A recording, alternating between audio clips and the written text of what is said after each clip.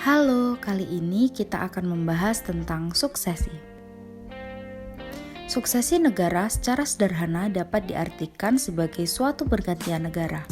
Adapun negara yang digantikan diistilahkan dengan predecessor state. Sedangkan negara pengganti atau negara yang menggantikannya disebut dengan successor state.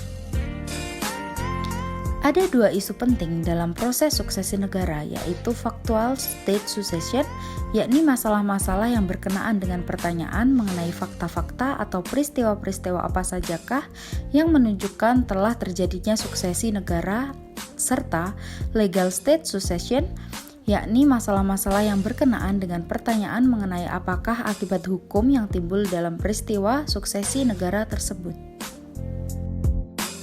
Bentuk-bentuk suksesi negara yang pertama ada suksesi universal.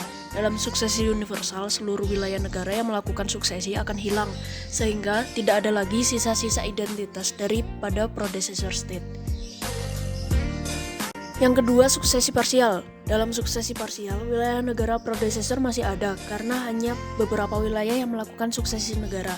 Suksesi negara tersebut bisa berupa memisahkan diri dari negara lain ataupun bergabung dengan negara lainnya. Situasi-situasi umum yang paling sering terjadi berkaitan dengan perubahan-perubahan kedaulatan atas wilayah oleh sebab-sebab ekstern adalah: yang pertama, sebagian wilayah negara A dimasukkan ke dalam negara B atau terbagi di antara beberapa negara B, C, D, dan negara lainnya. Yang kedua, sebagian wilayah negara A dijadikan sebagai basis sebuah negara baru. Yang ketiga, seluruh wilayah negara A dimasukkan ke dalam negara B yang mengakibatkan negara A lenyap.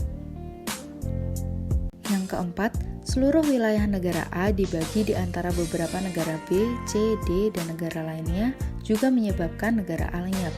Yang kelima, seluruh wilayah negara A menjadi basis beberapa negara baru. Negara A yang demikian menjadi lenyap. Yang keenam, seluruh wilayah negara A menjadi bagian dari wilayah sebuah negara baru yang juga menyebabkan lenyapnya negara A. Ada beberapa bentuk hak dan kewajiban terkait suksesi negara karena faktor ekstern, yaitu 1. Suksesi terhadap hak-hak dan kewajiban traktat. 2. Suksesi terhadap hak-hak dan kewajiban kontraktual non-keuangan. 3.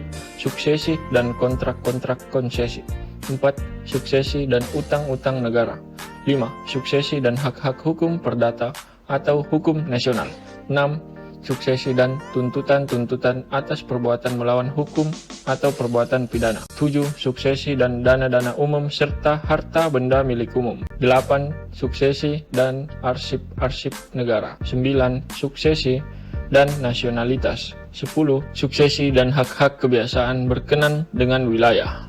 Prinsip yang digunakan dalam membahas kondisi ini adalah prinsip kontinuitas, yaitu meskipun terjadi perubahan-perubahan intern dalam organisasi pemerintahan atau dalam struktur konstitusional negara tertentu, namun negara itu sendiri tetap terikat pada hak-hak dan kewajiban-kewajiban menurut hukum internasional, termasuk hak-hak dan kewajiban traktat. Oleh karena itu, setiap pemerintah pengganti secara hukum bertanggung jawab atas tindakan-tindakan pemerintah sebelumnya. Terima kasih sudah menonton video kami.